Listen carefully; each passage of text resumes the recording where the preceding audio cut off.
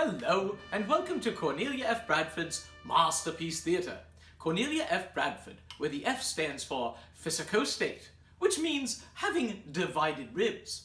Not many people know this, but Cornelia F. Bradford's ribs were so divided you could drive a truck right through them. Yes. Bzz, bzz. Well, boys and girls, anyway, tonight's story is called The Fountain of Youth. Let's open it up and take a peek. I don't need my glasses anymore. My eyes, I can see. This is great. You know what? Maybe I do need them. Tonight's story is called Little Panda. Yes, I do need my glasses.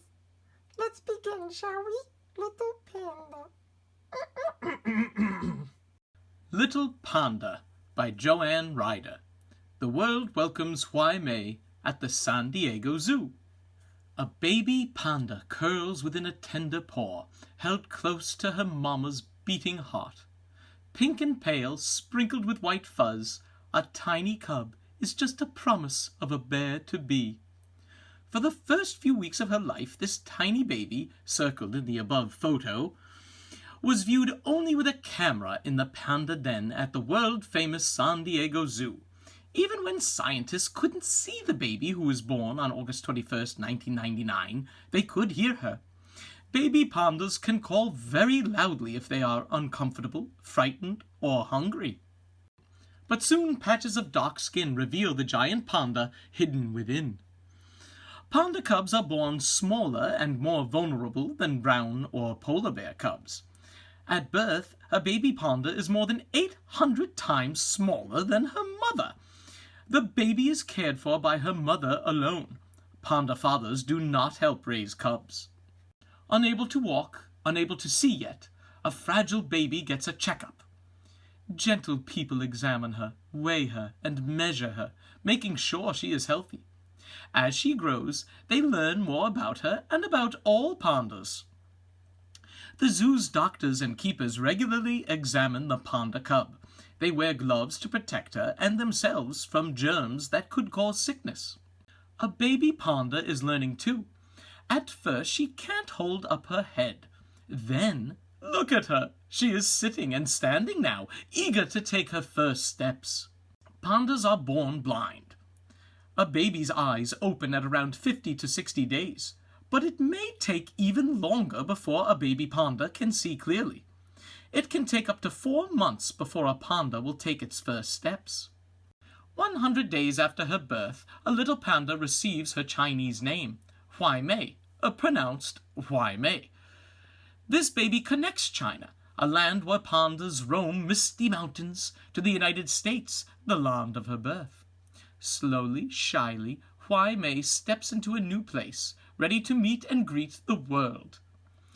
Why May means China, USA.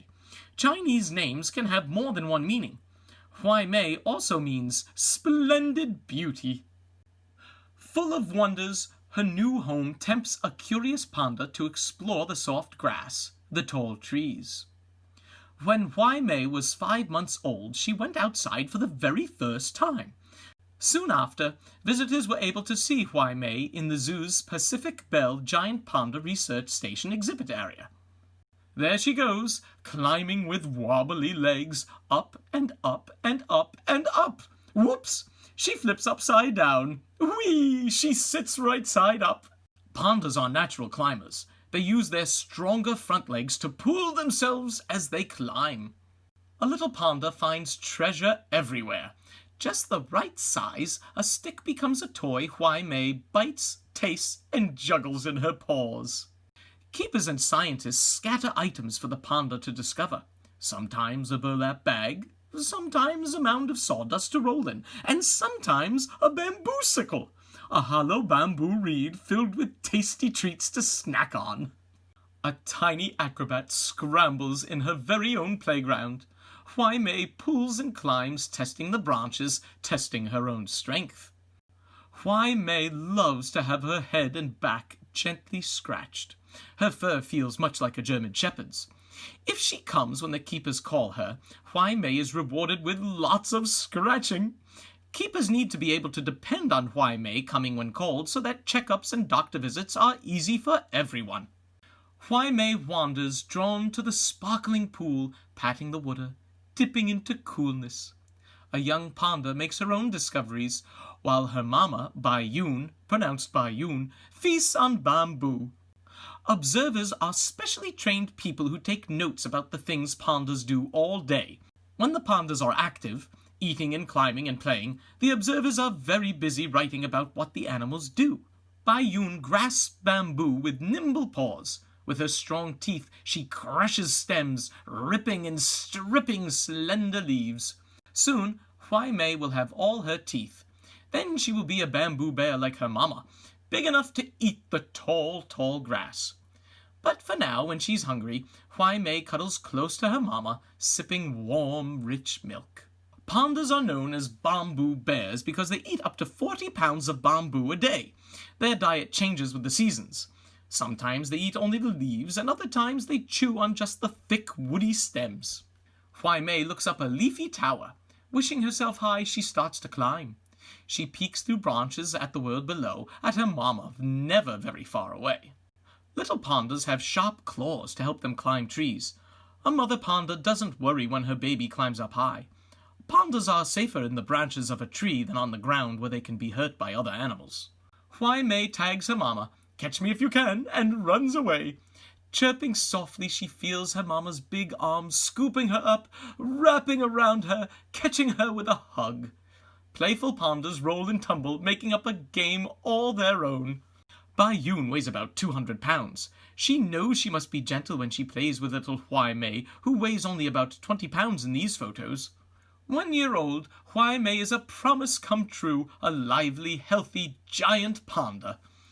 May she and all pandas live long, be well, and be safe on our good earth. Huai Mei will stay with her mother for about 18 months and then will live by herself. In nature, giant pandas live alone. They come together only to mate. Fewer than 1,000 giant pandas survive in the world today. It is important to protect these rare animals from extinction. The end. Well, boys and girls, I hope you enjoyed Little Panda. It was a very good story, wasn't it? I'm here with Mei Ling. She's a little panda herself. That's right. Mei Ling and I are going to show you all of the wonderful things that you can find around your house that are made from bamboo. Like this plate. 100% a bamboo. Isn't that right, Mei Ling? Oh, Mei Ling, I say. Well, she is very hungry. Excuse yourself, Mei Ling. Yeah, she's very cute, but very hungry. Yes, remember, 40 pounds of bamboo, right? Now, these glasses are also made from bamboo, molded into plastic, and I say, how am I supposed to read my books? Oh, Mei Ling, clothing is also made from the fibers of bamboo. It's turned into silk. Bamboo. Mei Ling, what are you doing? It's the silk of the... Mei Ling, I say... Oh! Mei Ling, that is my ascot. 100% bamboo silk, and you've destroyed it. Oh, this is terrible. My robe. No, Mei Ling, now stop it. Mei Ling, cut it out. Oh, dear, Mei Ling, I really don't like what you're doing. Mei Ling, now. Oh, the children. I'll see you next week on Cornelia Bradford's Masterpiece Theatre. Mei Ling, that tickles. Stop it right now, Mei Ling. Leave me those. Mei Ling. I'm cold. It's freezing out here, Mei Ling. Leave those.